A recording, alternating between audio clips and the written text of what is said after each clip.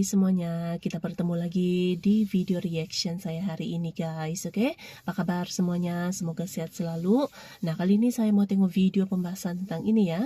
62 negara mengadu ke IMF karena resesi, Indonesia malah berbeda.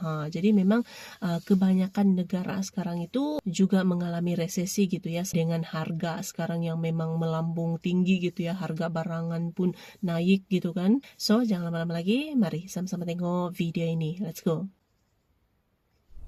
Halo sahabat bagi-bagi. IMF terima 63 negara miliki permasalahan krisis hingga resesi. Bagaimana dengan Indonesia? Sebelum ke pembahasan, simak video cuplikan berikut ini. Dan diakui di dalam statistik lebih dari 63 negara di dunia yang dalam kondisi utangnya mendekati atau sudah tidak sustainable. Mungkin Anda semuanya kalau membaca, tadi malam saya sebelum tidur wawancara dari Bank Sentral India yang dia mengatakan negara-negara di sekitar Asia Selatan semuanya dalam kondisi stres debt-nya. I'm confident that Indonesia would come through the year ahead in a much stronger position than most of the world. And for next year, slightly slower growth at 5%, still almost 2 times higher than we have for the rest of the world. What is the strength of Indonesia? Reforms. You have made the economy much more competitive, open for investors. Your fiscal position is very good.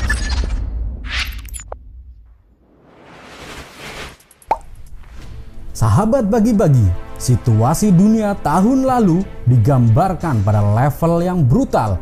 Tidak seperti yang diharapkan banyak pihak. Ekonomi Indonesia terkena dampaknya, namun masih mampu untuk tumbuh tinggi.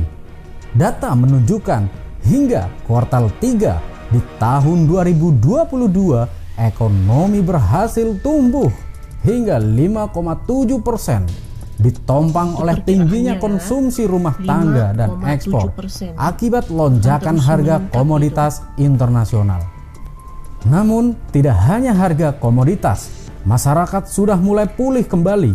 Untuk bank jelas kita lihat selama Covid, dana pihak ketiga naik double digit. Sekarang agak turun di 9,5. Artinya kelompok menengah atas yang punya DPK tumbuh itu mulai konsumsi. Dan itu adalah yang mendukung pemulihan ekonomi kita.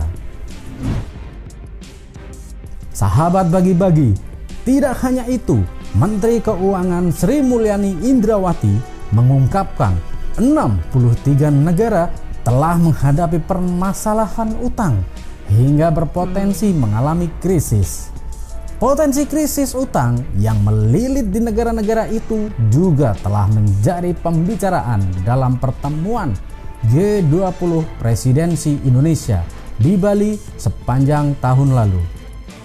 Potensi krisis utang ini menambah daftar kelam kondisi perekonomian pada 2023. Sebab Sri Mulyani mengatakan potensi krisis ini terjadi di tengah negara-negara dunia berhadapan dengan potensi resesi.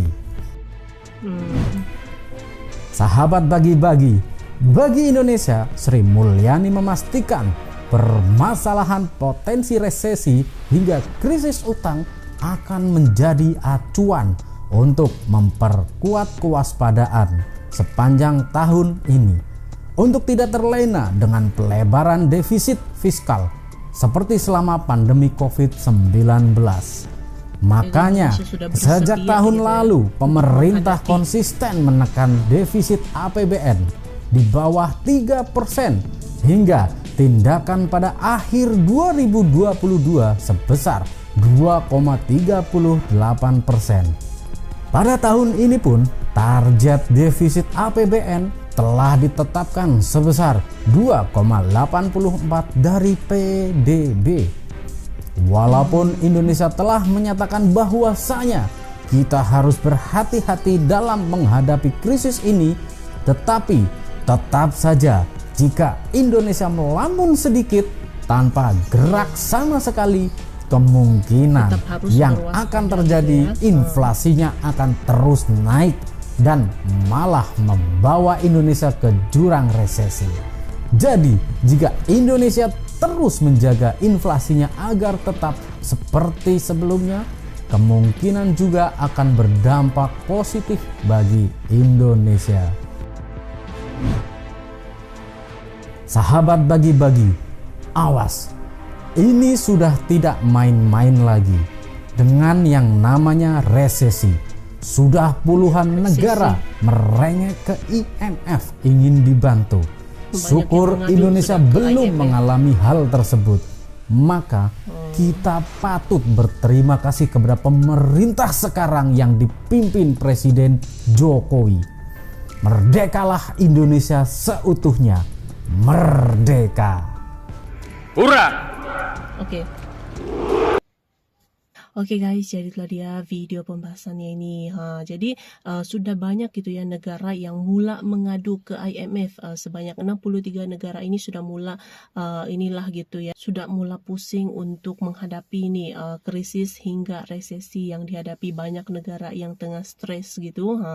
Tapi berbeda dengan Indonesia, nah ini diperkirakan gitu ya, diperkirakan ekonomi Indonesia malah makin naik gitu ya, bahkan boleh naik sampai 5,7%. Itu perkiraan pertumbuhan ekonomi Indonesia. Jadi memang Indonesia sudah bersiap sedia gitu ya untuk menghadapi jika berlaku krisis ataupun resesi gitu, seperti mana yang tengah dihadapi oleh banyak negara gitu. Tapi Indonesia memang sudah bersedia lah gitu ya, dengan segala kemungkinan sudah ada yang dipersiapkan lah gitu untuk menghadapi sebarang risiko resesi ataupun krisis gitu.